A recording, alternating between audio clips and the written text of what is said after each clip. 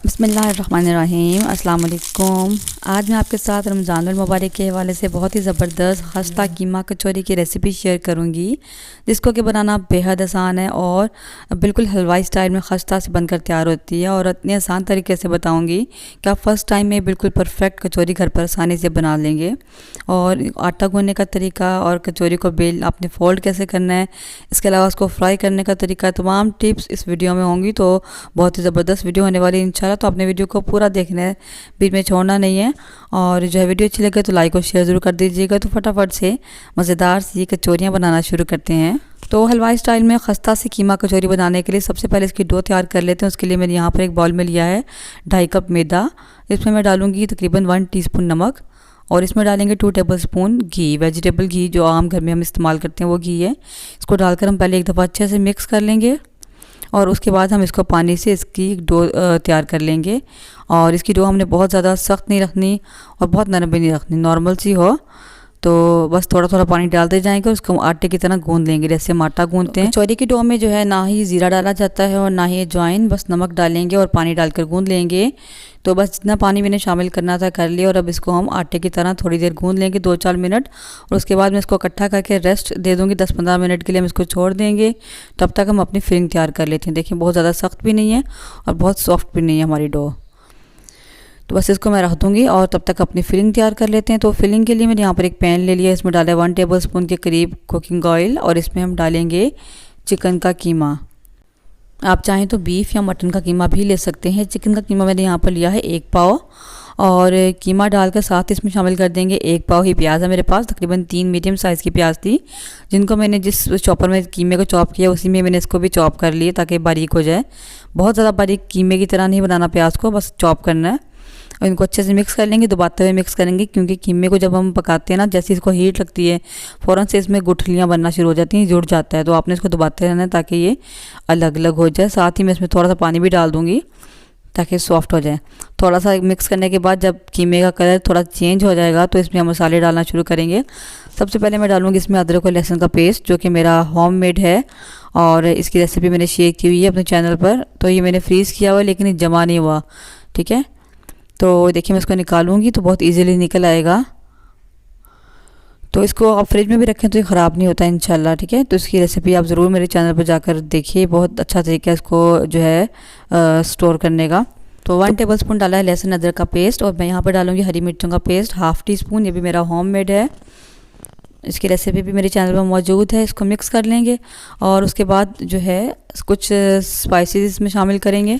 1 teaspoon जाएगा इसमें नमक, 1/2 टीस्पून लाल मिर्चों का पाउडर, 1/2 टीस्पून ज़ीरे का पाउडर और 1 टीस्पून डाला मैंने सूखा धनिया का पाउडर, 1/2 टीस्पून जाएगा गरम मसाला और 1/2 टीस्पून मैंने इसमें डाली है तकरीबन 1/4 टीस्पून के करीब काली मिर्चें। मसाले आप जो है ना अपने टेस्ट के मुताबिक एडजस्ट कर सकते हैं, कम या ज़्यादा कर सकते हैं। इनको अच्छे से मिक्स कर लेंगे और थोड़ा सा पानी डालकर इसको मैं कवर कर दूँगी और इसको हम कीमे को गलने के लिए छोड़ देंगे, ठीक है। वैसे तो चिकन का कीमा जल्दी गल जाता है, बस हम 4-5 मिनट ही इसको पकाएंगे। तो देखें तकरीबन 4-5 मिनट के बाद चेक कर लेते हैं, पानी भी इसका खुश्क हो गया और कीमा भी हमारा गल गया है। तो बस इसको हम भून लेंगे और इसका पानी भी ड्राई हो जाएगा और कीमा हमारा अच्छे तरीके से भुन भी जाएगा, ठीक है। तो बस मैं 2-3 मिनट तक इसको भून लेती हूँ। तो कीमे को मैंने अच्छे से भून लिया। बस यहाँ पर जो है लास्ट में मैं डालूंगी, और मुझे पहले भी डालना याद नहीं रहा, ये 1 टेबलस्पून के करीब कुटा हुआ सूखा धनिया, फ्रेश मैंने धनिया साबुत लेके उसको मोटा मोटा सा बस 2-2 पीस इसके कर लिए, इसको इसमें डालेंगे, बहुत अच्छी खुशबू आती है इससे। और फ्लेम को ऑफ कर देंगे और हरा धनिया डाल देंगे ऊपर तकरीबन 2 टेबलस्पून और 2 से 3 अदद कटी हुई हरी मिर्ची डाल देंगे और इसको हम ठंडा होने के लिए छोड़ देंगे। तो जब तक हमारा कीमा ठंडा होगा तो हम अपने जो है आटे को देख लेते हैं, अपनी डो को, अपनी कचौरियाँ बनाना शुरू करते हैं। तो यहाँ पर हमारा आटे को भी रेस्ट मिल चुकी है, तो अब इसके हम पेड़े कर लेंगे।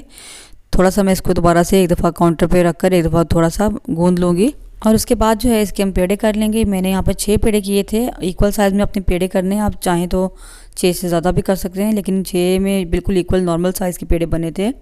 अगर आप छोटी साइज़ में बनाना चाहें तो आप ज़्यादा कर लें। और बड़ी बनाना चाहें तो कम भी कर सकते हैं। तो बहरहाल 6 में बिल्कुल नॉर्मल साइज़ बना था पेड़ों का। खैर मैंने इनकी 6 पेड़े कर लिए हैं और प्लेट को ग्रीस करके इन पेड़ों को रख लिया और मलमल के कपड़े से कवर करके 10-15 मिनट के लिए छोड़ देंगे और इनको रेस्ट देंगे। जब तक इनको रेस्ट मिलती है तब तक हम ये जो है एक मैदे और घी का मिक्सचर तैयार कर लेते हैं। यहाँ मैंने 4 टेबल स्पून घी लिया है, नॉर्मल घी। इसको पहले मेल्ट कर लिया और फिर फ्रिज में रख कर इसको जमा लिया है, ठीक है। उसके बाद इसमें डालेंगे 3 टेबल स्पून मैदा। ये बहुत इंपॉर्टेंट स्टेप है, इसको आपने ध्यान से देखना है। और इसको हम थोड़ा सा मिक्स करेंगे। शुरू में आपको थोड़ा सख्त लगेगा, फिर आहिस्ता आहिस्ता सॉफ्ट हो जाएगा। 1-8 मिनट इसको मिक्स करेंगे अच्छे तरीके से, तो ये फ़ौरन से फ्लफ़ी हो जाएगा। आपने इसको इतनी देर फेंटना है या मिक्स करना है कि ये फ्लफ़ी सा हो जाए, ठीक है। इसका कलर थोड़ा चेंज हो जाएगा, तो बहुत जल्दी हो जाता है और आसानी से हो जाता है।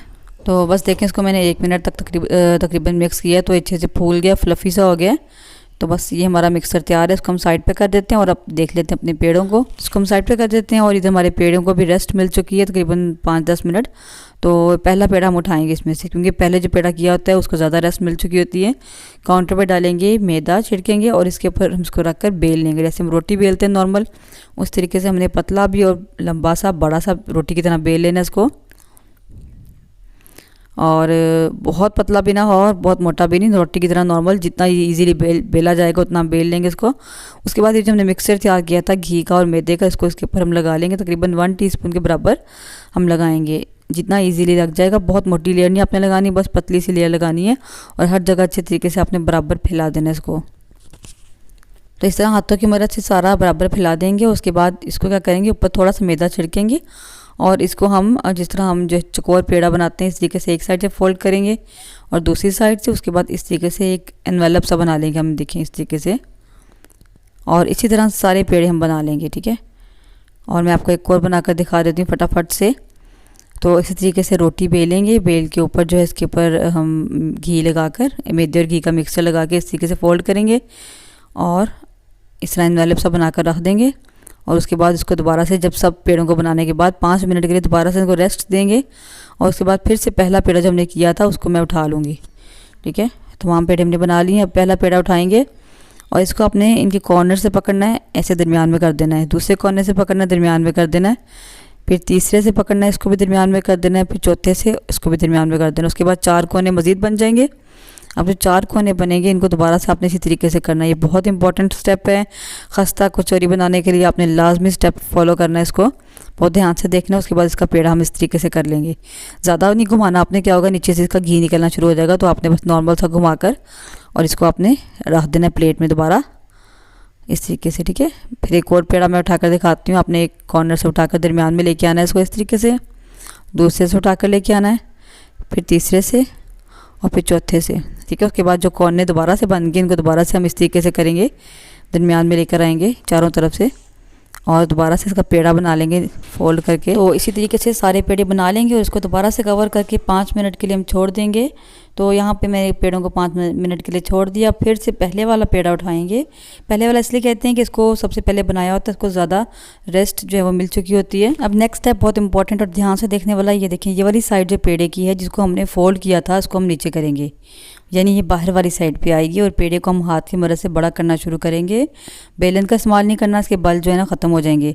हाथों से इसको बड़ा करते रहेंगे और साइडें इसकी हम रखेंगे पतली, दरमियान से मोटा करेंगे। मैंने इसको फ़िलहाल ऊपर नीचे कर दिया, लेकिन इसकी वो साइड बाहर ही आएगी जिसको हमने पेड़ा बनाते हुए फोल्ड किया था, ठीक है।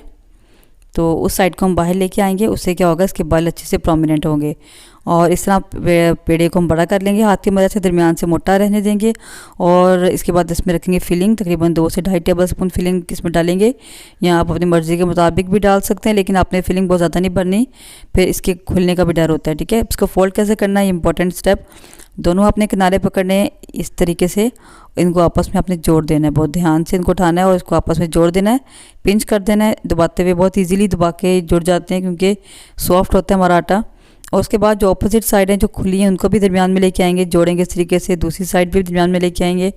और उसके बाद इनके कॉर्नर्स पकड़ के अपोजिट साइड से, जैसे हम कोई गठरी बांधते हैं, अपोजिट साइड से कॉर्नर पकड़ेंगे, इस तरीके से इनको आपस में जोड़ लेंगे इकट्ठे करके और इस तरह जो है ट्विस्ट देते हुए इनको बांध लेंगे और दरमियान में इसका जो है ट्विस्ट देते हुए इसको दरमियान में ले आएंगे। और अगर आपको लगे कहीं से बंद नहीं हुई तो आप हाथों से की मदद से इनको जोड़ भी सकते हैं, कोई मसला नहीं है। बहुत ध्यान से आपने इसको करना है ताकि ये जो है फ्राई करते हुए खुल ना जाए, ठीक है। एक बार फिर ध्यान से देख लें, आपके लिए मैंने स्लो मोशन में कर दिया। देखें ये वाली साइड जिसको हमने फोल्ड किया था पेड़ा बनाता है, इसको हम नीचे लेके आएंगे, ठीक है। यानी इसको बाहर वाली साइड पे हमें रखना होगा और फिलिंग दूसरी साइड पे करेंगे हम। और उसी तरह इसको बड़ा कर लेंगे और उसके बाद मैं आपको इसको फिलिंग रख कर बंद करने का तरीका बताती हूँ। फिलिंग रख ली है मैंने इसमें। अब देखें क्या करेंगे, दोनों साइडों से इसको पकड़ेंगे, इस तरीके से आपस में बंद करेंगे, क्योंकि इसको फोल्ड करने का जो काम है बहुत इंपॉर्टेंट है, इसलिए मैंने आपको 2 बार दिखाया। ये देखिए इस तरह। और उसके बाद साइडें जो अपोजिट हैं इसकी जो खुली हुई हैं, इनको भी दरमियान में ले आएंगे, इस तरह पिंच करेंगे, दबाएंगे, जोड़ेंगे इनको। दूसरी साइड से भी दरमियान में ले आएंगे। उसके बाद जो खुला हुआ उसका मुंह है इसको बंद कर देंगे इस तरीके से, और अपोजिट कॉर्नर्स पकड़ के इनको आपस में जिस तरह एक गठरी पकड़ते हैं इस तरह इकट्ठा करके जोड़ लेंगे और ट्विस्ट देते हुए इसको दरमियान में बंद कर लेंगे, ठीक है। बहुत ही आसान है, बिल्कुल मुश्किल नहीं। अगर आपको लगता है ये ठीक से बंद नहीं हुआ, देखिए इस तरीके से आप पिंच करें दोबारा से, जहाँ से आपको लगे ठीक से बंद नहीं हुआ, तो बस ये पेड़ा हमारा तैयार है। इसी तरीके से सारे बना लेंगे हम। तो देखिए सारे पेड़े मैंने बना लिए हैं। अब इसको फ्राई करने का मरहला बहुत इंपॉर्टेंट है, बहुत ज़्यादा। तो सबसे पहले क्या करेंगे, एक पेड़ा उठाएंगे, इसको जो हमने साइड बंद की थी, ट्विस्ट दिया था, उसको हम नीचे कर देंगे, ठीक है। उसको भी इस तरीके से पतला कर लेंगे हाथों से दबाते हुए। तो इस तरह थोड़ा सा पतला कर लेंगे, बहुत ज़्यादा भी पतला नहीं करेंगे। उसके बाद इसको फ्राई करना है। कैसे फ्राई करना है आपने, कि आपने इसके लिए ऑयल को बहुत ज़्यादा गर्म नहीं करना। ऑयल अपने नीचे फ्लेम तो ऑन है, लेकिन ऑयल हमारा बिल्कुल ठंडा है, हल्का सा गर्म है, कि उंगली लगाएं तो हमारी उंगली जलेगी नहीं। इसमें हम कचौरियाँ डाल देंगे और देखिए इसमें कोई बबल्स कुछ नहीं बन रहा, ठीक है। अब आपने कचौरियाँ डालने के बाद फ्लेम को लो ही रहने देना है और इसको आपने बिल्कुल भी टच नहीं करना, जब तक कि ये अपने आप जो है ना आहिस्ता आहिस्ता ऊपर नहीं आ जाती। तो आहिस्ता आहिस्ता जो है ना हीट मिलेगी, इसमें बबलिंग स्टार्ट होगी। देखिए आप देख रहे हैं बबल्स उठ रहे हैं, तो इसमें अब आहिस्ता आहिस्ता ऑयल गर्म होना शुरू हुआ है। तो इसका इम्पॉर्टेंट पार्ट यही है कि आपने इसको बिल्कुल ठंडे घी में डालना है। गर्म हल्का सा होगा, यानी फ्लेम ऑन होगा, लेकिन ठंडा घी होगा हमारा, ज़्यादा गर्म नहीं होगा। तो आहिस्ता आहिस्ता देखें जब ये ऊपर आना शुरू हो जाएंगी, थोड़ा सा हम इसको हिलाकर साइड पे कर देंगे ताकि ये इजीली ऊपर आ जाएं, और खुला कर देंगे इनको हम, ठीक है। उसके अलावा हमने इसको बिल्कुल भी नहीं छेड़ना। आप देखें अपने आप ऊपर आ गई हैं। तो अब क्या करेंगे, फ्लेम को हम मीडियम टू हाई कर देंगे। पहले फ्लेम लो था हमारा, और इस स्टेप में थोड़ा टाइम लगता है, 5 से 7 मिनट लग जाते हैं इसको ऊपर आने में। उसके बाद हमने इसको ब्राउन होने देना है मीडियम टू हाई फ्लेम पर, ठीक है। और जब एक साइड से ब्राउन हो जाएगा, इसकी हम साइड चेंज कर देंगे। तो देखें ये एक साइड से जो ब्राउन हो गया, इसकी मैं साइड चेंज कर दूँगी और इसी तरीके से दूसरी साइड से पका लेंगे। और इसी तरह जो है दोनों साइडों से हम इसको ब्राउन कर लेंगे। फ्लेम बहुत ज़्यादा हाई भी नहीं करना, बस आपने मीडियम टू हाई रखना है। पहले आपने इसको लो फ्लेम पर पकाना है जब तक ये ऊपर नहीं आ जाती। जब ये ऊपर आ जाएंगी उसके बाद आपने फ्लेम मीडियम टू हाई कर देना है और इसको हमने दोनों साइडों से ब्राउन कलर कर दे देना है। तो बस शुरू में ज़्यादा टाइम लगता है, उसके बाद बहुत जल्दी बन जाती हैं। तो देखिए हमारी कचौरियाँ में कलर बहुत अच्छा सा आ चुका है, ये फ्राई हो चुकी हैं। तो इसको हम निकाल लेते हैं और देखिए माशाल्लाह कितना ज़बरदस्त कलर आया है। इसी तरीके से बाकी की भी फ्राई कर लेंगे, लेकिन आपने वही करना है कि आपने फ्लेम को ऑफ़ कर देना है। पहले आपने घी को नॉर्मल टेम्परेचर पर लेकर आना है बिल्कुल, उसके बाद आपने बाकी की कचौरियाँ फ्राई करनी है इस तरीके से, ठीक है। तो इसी तरह बाकी की कचौरियाँ हम जो 3 रह गई हैं वो भी फ्राई कर लेंगे। तो हमारी मज़ेदार सी खस्ता सी कचौरियाँ बनकर तैयार हो गई हैं। बहुत ही ज़बरदस्त, बहुत ही मज़ेदार बनती हैं, और मैं आपको तोड़ कर भी चेक करवाती हूँ कितनी खस्ता बनी थी। तो ये देखिए माशाल्लाह कितनी ज़बरदस्त अंदर तक पकी हुई हैं। बहुत आसान है इनको बनाना, बिल्कुल भी मुश्किल नहीं है। बस आप तमाम स्टेप्स अच्छे तरीके से फॉलो करें तो फटाफट से बहुत आसानी से फ़र्स्ट टाइम में आपसे बिल्कुल परफेक्ट बन जाएगी इंशाल्लाह। तो ये थी मेरी आज की रेसिपी। मुझे उम्मीद है आपको ज़रूर पसंद आई होगी। वीडियो अच्छी लगे तो लाइक और ज़्यादा से ज़्यादा शेयर कर दिया करें, और वीडियो कैसी लगी है आपको मुझे कमेंट सेक्शन में ज़रूर बताया करें। मिलता है इंशाल्लाह किसी नेक्स्ट वीडियो में किसी नई मज़ेदार सी रेसिपी के साथ। तब तक के लिए अल्लाह हाफिज़। अपनी दुआओं में ज़रूर याद रखिएगा।